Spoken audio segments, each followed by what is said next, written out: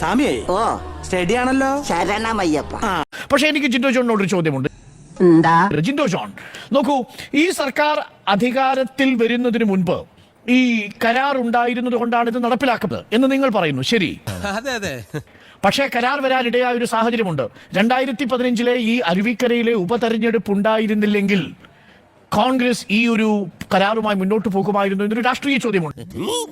കാരണം അതുവരെയും ഏകദേശം ഈ കരാറുമായി മുന്നോട്ട് പോകുന്നതിന് താല്പര്യം കാണിച്ചില്ലെന്ന് മാത്രമല്ല, ലാൻകോ കണ്ടപ്പള്ളി, സൂം ഡെവലപ്പേഴ്സ്, ഈ രണ്ടു പ്രധാനപ്പെട്ട പ്ലേയേഴ്സിനെയും അദാനിക്ക് മുമ്പ് ഈ പ്രോജക്റ്റിൽ നിന്ന് മാറ്റിയത് കോൺഗ്രസ് ആണ് എന്നൊരു ആക്ഷേപം CPM-നുണ്ട്. വെറുതെ ഇങ്ങനെ ഓരോ റൂമിലും കയറി വന്ന് നട്ടാ കുരുക്കഥ നുണകൾ പറയല ഇവന്റെയൊക്കെ ഹോബി. അവർ സമരം നടത്തി. പിന്നീട് 2013, 2014 212 ദിവസം നീണ്ടു നിൽക്കുന്ന സമരം നടത്തി. മേലനങ്ങി പണിയെടുക്കാൻ അറിയില്ല, ഭാഷ അറിയില്ല, കമ്പ്യൂട്ടർ പോലും അറിയില്ല. പിന്നെ ആകെ കൂടി അറിയാവുന്ന പണി സമരം ചെയ്യലാണ്. അവർ കേരളം ഒന്നാകെ മനുഷ്യച്ചങ്ങല പിടിച്ചു. പലതരത്തിലുള്ള സമരങ്ങളും റാലികളും ജനകീയ കൺവെൻഷനുകളും LDF സംഘടിപ്പിച്ചു. ഈ വിജയ ചരിതം നമ്മുടെ ക്ഷേത്ര ഭിത്തികളിൽ രേഖപ്പെടുത്തേണ്ടതാണ്. എന്താണ് തമാശയാക്കാണ്?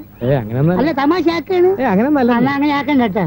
റഹീം പറഞ്ഞൊരു കാര്യമുണ്ട്, ഈ നിയമയുദ്ധങ്ങൾ നീണ്ടുപോകാതിരിക്കാൻ വേണ്ടി അത് ഒഴിവാക്കാൻ വേണ്ടിയിട്ടാണ് അഴിമതി ആണെങ്കിലും ഞങ്ങൾ അതിന് വേണ്ടിയിട്ട് കണ്ണടച്ചു കൊടുത്തത് എന്ന് പറയാം. എന്ത് ന്യായമാണ് പറയുന്നത് റഹീമെ? അതൊന്നും എനിക്കറിയാൻ മേല. ഇങ്ങനെ എന്തെങ്കിലുമൊക്കെ പറയുമ്പോഴേ എന്റെ മനസ്സിനൊരു സന്തോഷം ഉണ്ടാവുള്ളൂ. ഞാൻ എന്റെ സന്തോഷം നോക്കിയാ പോരെ. ഇത് എന്റെ ഒരു നമ്പറാ. കാണിക്കുന്നത് അതിൽ വേണ്ട തെണ്ടി. അഴിമതി എന്ന് പറഞ്ഞാൽ നിങ്ങൾ വെച്ചു പുറക്കി പേർപ്പിക്കാൻ തയ്യാറാവാത്ത ആളുകളല്ലേ? നിങ്ങൾ നിയമയുദ്ധങ്ങളെ വഹിക്കുന്ന ആളുകളാണോ? അയ്യേ പേടിയോ എനിക്കോ? അപ്പൊ ആ നിയമയുദ്ധങ്ങളെ ഭയന്നത് കൊണ്ടാണോ നിങ്ങൾ അഴിമതിയാണെങ്കിൽ ഇത് കണ്ണടച്ചു കൊടുത്തത്? അത് പിന്നെ എപ്പോഴെങ്കിലും പറഞ്ഞാൽ മതി. ഇത് മുഴുവൻ നിങ്ങളുടെയാണെന്ന് നിങ്ങൾ സ്വന്തമാക്കിയോ? നിങ്ങൾ പറഞ്ഞോ? എത്ര വേണമെങ്കിലും പ്രചാരണം നടത്തിയോ? റഹീം ഉൾപ്പെടെയുള്ള പ്രൊഫൈൽ പിക്ചർ മാറ്റിയോ? പക്ഷേ കേരളത്തിന്റെ രാഷ്ട്രീയ ചരിത്രം പരിശോധിച്ചാൽ വികസന പ്രവർത്തനങ്ങളുടെ കാര്യത്തിൽ LDF-ന്റെ നയം എന്തായിരുന്നു, UDF-ന്റെ നയം എന്തായിരുന്നു നമുക്കറിയാം. കൊച്ചി അന്താരാഷ്ട്ര വിമാനത്താവളത്തിന്റെ പ്രോജക്റ്റുമായി ബന്ധപ്പെട്ട് കരുണാകരൻ മുന്നോട്ട് പോകുന്ന കാലഘട്ടത്തിൽ ഞങ്ങളുടെ നെഞ്ചത്ത് കൂടിയാണ് വിമാനം ലാൻഡ് ചെയ്യുള്ളൂ, ടേക്ക് ഓഫ് ചെയ്യുള്ളൂ എന്നൊക്കെ പറഞ്ഞ നേതാക്കന്മാരൊക്കെ. ഞാൻ അങ്ങനെ പറഞ്ഞിട്ടില്ല. മുതലാളി ഒരു പ്രാവശ്യം പറഞ്ഞിട്ടുണ്ട് ബോട്ടിൽ വെച്ചേ, മുതലാളി മറന്നുപോയത്. പിന്നീട് അത് വന്നപ്പോൾ ഉദ്ഘാടനം ചെയ്ത ആരാ, അതിന്റെ ഡയറക്ടർ ബോർഡിൽ ഇരുന്ന ആരാ എന്നൊക്കെ ചരിത്രമാണ്. ഇങ്ങനെ നാറാനൊരു ചങ്കൂറ്റം വേണം കേട്ടാ. മെട്രോ വന്നപ്പോൾ മെട്രോയുടെ വർക്കിംഗ് സൈറ്റിലേക്ക് ആദ്യത്തെ സമരം നടത്തിയത് ജില്ലാ സെക്രട്ടറി ആയിരുന്ന P. രാജീവിന്റെ നേതൃത്വത്തിലാണെന്ന് കൂടി നമ്മൾ ഓർക്കണം. പക്ഷെ ഈ 8 വർഷക്കാലം നിങ്ങൾ നടത്തിയ വികസന പ്രവർത്തനം എന്ന് പറഞ്ഞേ,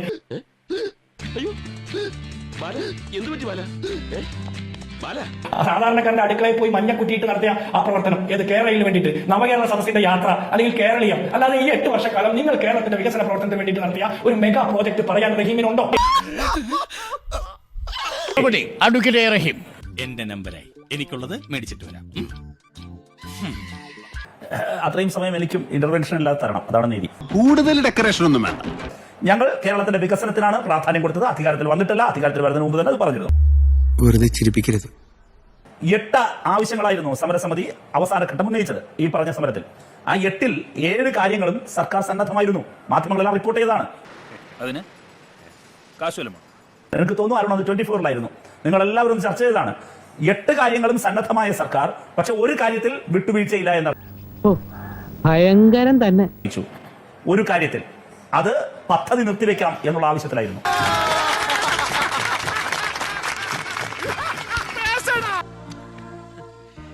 പുണ്യാളം കൊണ്ടുവന്ന ഇവനെ അതിൽ മാത്രം ഞങ്ങൾക്ക് വിട്ടുവീഴ്ചയില്ല എന്ന് പറഞ്ഞു. അതൊരു ഗവൺമെന്റിന്റെ ഇച്ഛാശക്തിയാണ്. ആർക്കെങ്കിലും സംശയമുണ്ട് ഇപ്പൊ പറഞ്ഞോണം.